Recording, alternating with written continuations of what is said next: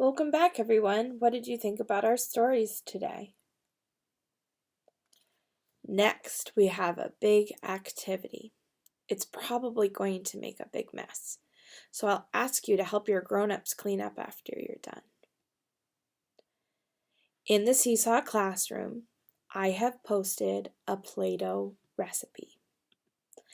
But there's a specific way I would like you to follow along and make the Play-Doh.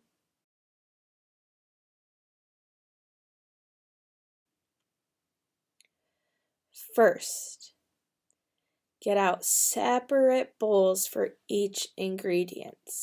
Can you count how many ingredients there are? Flour, salt, cream of tartar, that's a funny one, vegetable oil, water, and food coloring. There are 6 ingredients.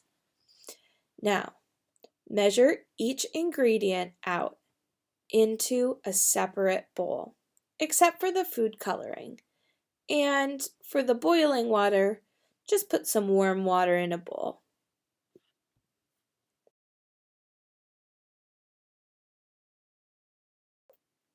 Now that all of your ingredients are measured into bowls, starting with the dry ingredients, the ingredients that aren't wet, feel the ingredients and describe to your grown-up what they feel like. The flour may be soft and fluffy.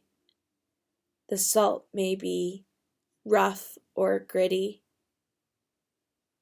Let me know what you think the ingredients feel like before we mix them. I'll add a place after this video for you to comment what you think the ingredients feel like before, and then after we mix them, you can tell me what you think the ingredients feel like after.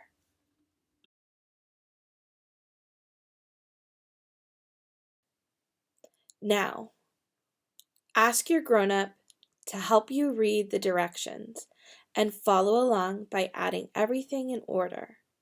Be very careful with the warm or hot water. Do everything except for the last step. Don't add the food coloring yet. There'll be specific directions to do that later.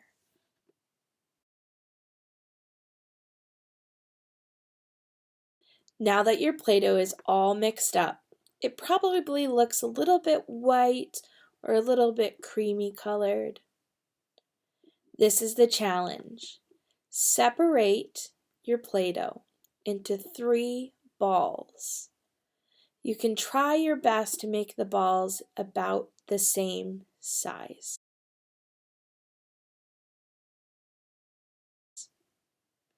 When you're done, make them each into their own ball and press a well, that's like a divot or a dip, into the ball. In one ball, put red food coloring and mix. If you have gloves at home, it's a good idea to use gloves. Or a makeshift glove is to use the bag that we used to hold our items for this class, or the bag that held the cellophane. Mix it all up. Hopefully it turns out red. If it's a little pink, you might need more.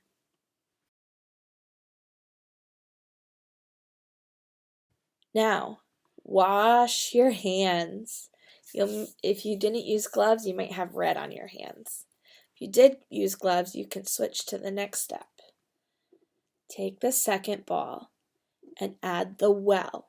The well is a dip in the middle of the ball that holds the coloring. Add the yellow.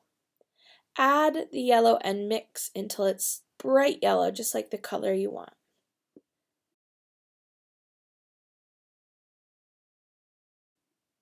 Now that your yellow is mixed and your hands are clean, take the last ball and add the blue.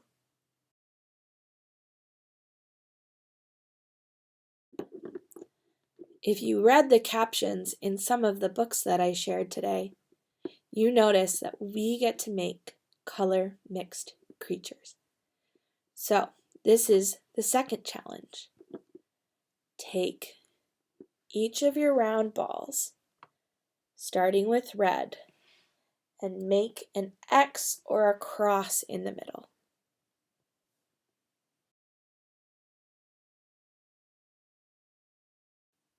Now that you have a cross in the middle of each of your balls, you can use that as a guide to separate them into separate pieces.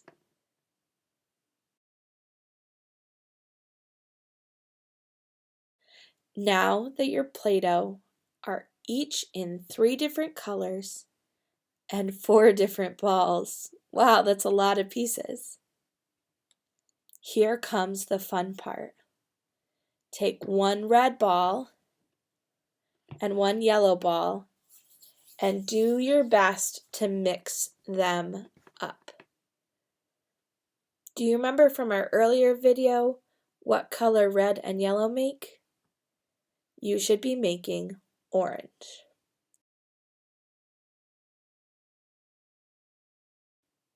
Now do the same with a yellow ball and a blue ball. Now do the same with a red ball and a blue ball.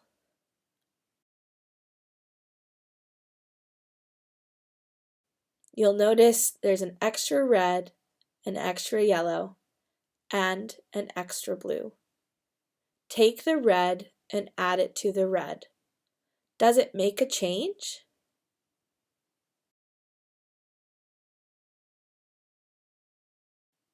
Now try the same, adding yellow to yellow, and then blue to blue.